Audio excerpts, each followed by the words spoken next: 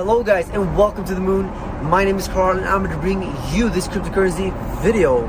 So what I want to go through right now is something that I should talk about much more often, and that is risk management, because most of you, or at least many of you, are doing crypto trading, right?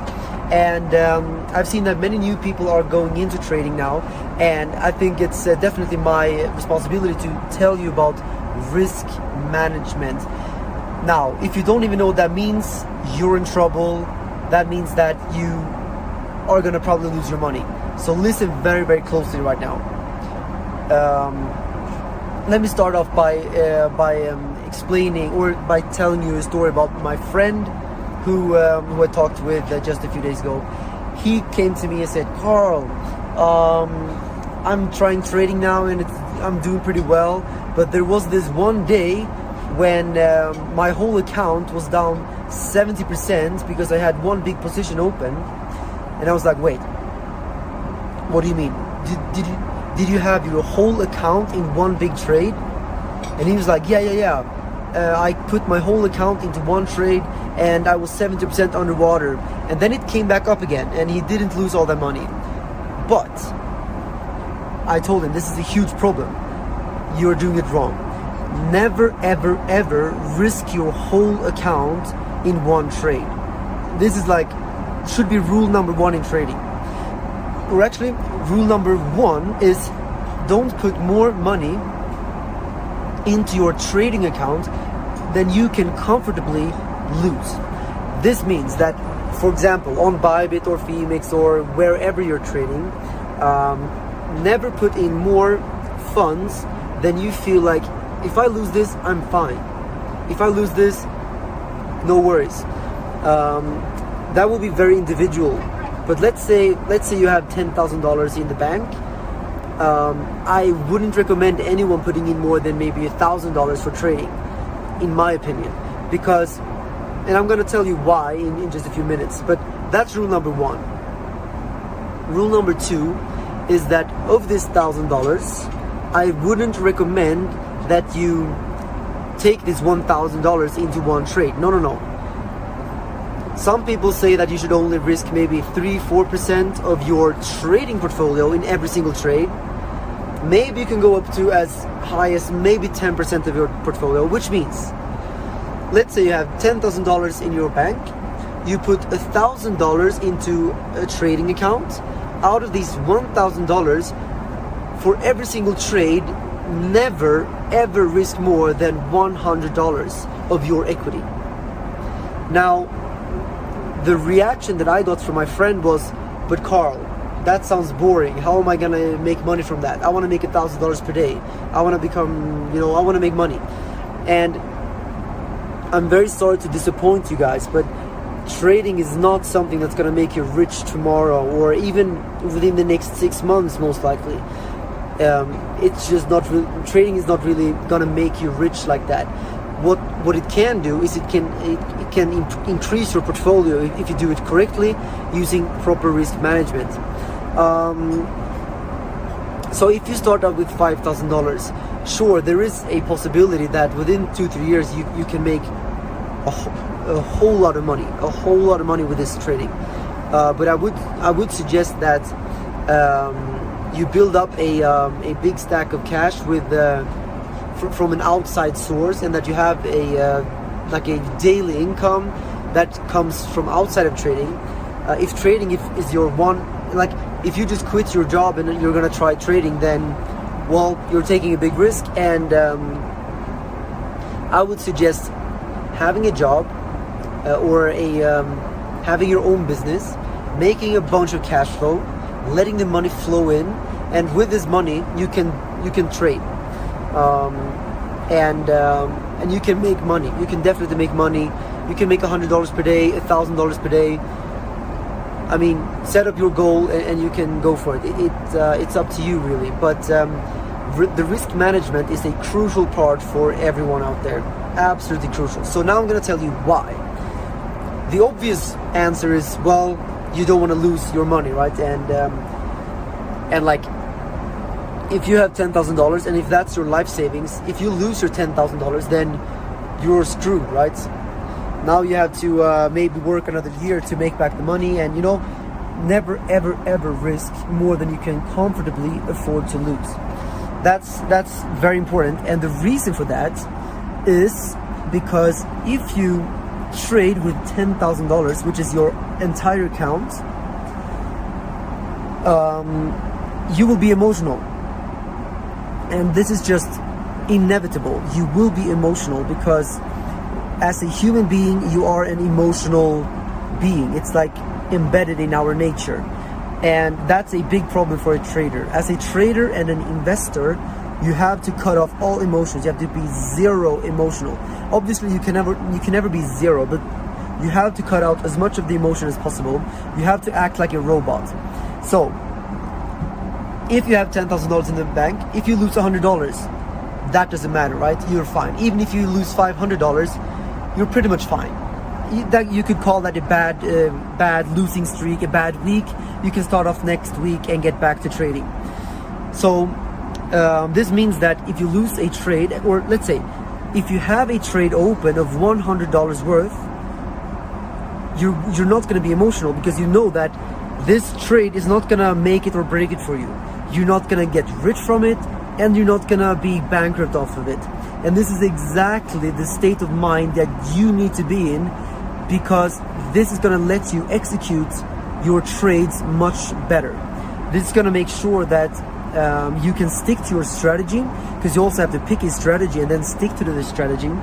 And it's going to be much easier when you stick to this risk management that I'm telling you right now. In poker, they call it bankroll management, and the exact same principle applies to poker. A poker player, let's say a poker player has $1 million in his PokerStars account. He would never ever enter into a tournament with a ticker price of $1 million, not even $100,000. He would go into smaller tournaments of maybe $10,000, $20,000 probably, right?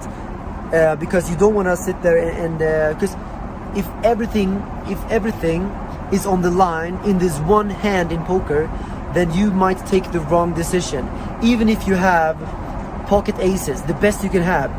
But if this other guy is sitting there, you have the situation will be hard to handle when everything is on the line, and you will take bad decisions. So, as a summary, guys, and this applies. It doesn't matter if you have $1,000, $1 million, or even $10 million. I know that some of you guys are trading with like $10 million out there, and I really hope that you are taking it really, really slow, really chill, and you don't risk. So let's say you have $1 million in your Bybit account. Don't risk more than. I think 100,000 is way too much in a position. I would say in that case maybe maximum 50,000. So we're talking about like 5% in every single trade. I think that makes sense. And if you have $100,000, we're talking about $5,000 in every trade. Because it's all about the long term. It's not about how much money can you make this week. It's not about how much money can you make on this specific trade. No. It's about choosing your strategy wisely, executing it like a robot, and then looking into the future, the next 100, 200, 300 trades. You want to make sure that overall you are profitable, which means that you're going to lose some trades, you're going to win some trades.